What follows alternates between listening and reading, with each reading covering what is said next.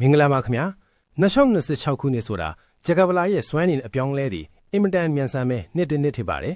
ဒီနှစ်မှာကိုယ့်ရဲ့ကန်စာတာကိုမြင့်တင်ပေးနိုင်မဲ့တစ်နှစ်ပတ်လုံးအကျိုးပေးနိုင်ခြင်းအရှိဆုံးဝေကနန်းငါးကွက်ကိုကနန်းဘီရင်ပီလျာရက်နဲ့တွက်ချက်တင်ပြပေးသွားမှာဖြစ်ပါတယ်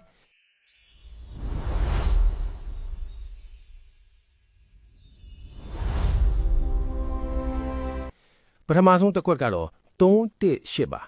2026ရဲ့တင်ချာပေါင်းလက်ဟာ10တိဖြစ်တဲ့အတွက်အစပြုခြင်းကိုကိုးစားပြုပါတယ်3ကတော့တိုးတက်ခြင်း8ကတော့ကြီးမားတဲ့လက်လာပါဒီတွဲလုံးဟာနှစ်စမ်းပိုင်းမှာအားအကောင်းဆုံးထင်နိုင်ပါတယ်ဒုတိယတစ်ခွက်က9-6နှစ်ပါ2026ဟာမီးဓာတ်အားကောင်းတဲ့နှစ်ထီလို့မီးဓာတ်ကိုပန့်ဖိုးပြီးတဲ့9နဲ့6ရဲ့တွဲခတ်မှုကအောင်မြင်မှုကိုဖော်ဆောင်ပါတယ်စီးပွားရေးလုပ်ငန်းရှင်တွေအတွက်အထူးအကျိုးပေးတတ်တဲ့ကဏ္ဍချပါတယ်တတိယတစ်ခွက်က9-3ခွန်ပါ9ဟာအဆုံးအစမရှိတဲ့အောင်မြင်မှုပါ3ညနဲ့ခွန်ကတော့လျိုးဝက်တဲ့စွမ်းရည်တွေကိုဖော်ဆောင်ပါတယ်ဒီကဏ္ဍဟာမထင်မှတ်ထားတဲ့အချိန်မျိုးမှာကန်ထူးစေမဲ့ surprise ကဏ္ဍလို့ဆိုရမှာပါစတုထက်တစ်ခွက်က4-8တူပါ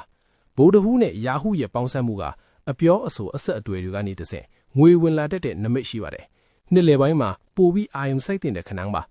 နောက်ဆုံးတစ်ခွက်ကတော့2-5-9ပါ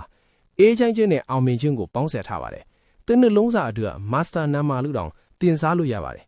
မိဘပြည်သူများခင်ဗျာဒီကဏ္ဍတွေဟာကဏ္ဍပေတင်သဘောတရားနဲ့အရာတနစ်တာရဲ့ဂယိုစီးဂယိုနင်းတွေကိုတွက်ချက်ထားတာဖြစ်ပါတယ်ကျွန်တော်တို့အနေနဲ့လောင်းကစားကိုအားမပေးပါဘူးဒါပေမဲ့ကိုစွမ်းညံစွမ်းရှိသလောက်စမ်းတတ်ထားပါဒီကဏ္ဍတွေကိုကိုယ့်ရဲ့ကံကောင်းစီမဲ့အားဆောင်ကဏ္ဍတွေအဖြစ်သုံးနိုင်တယ်လို့ဘဟုတုတအဖြစ်လည်းမှတ်သားနိုင်ပါတယ်2026ခုနှစ်မှာအားလုံးပဲကံကောင်းခြင်းတွေလက်ဝဲပိုင်ဆိုင်နိုင်ကြပါစေ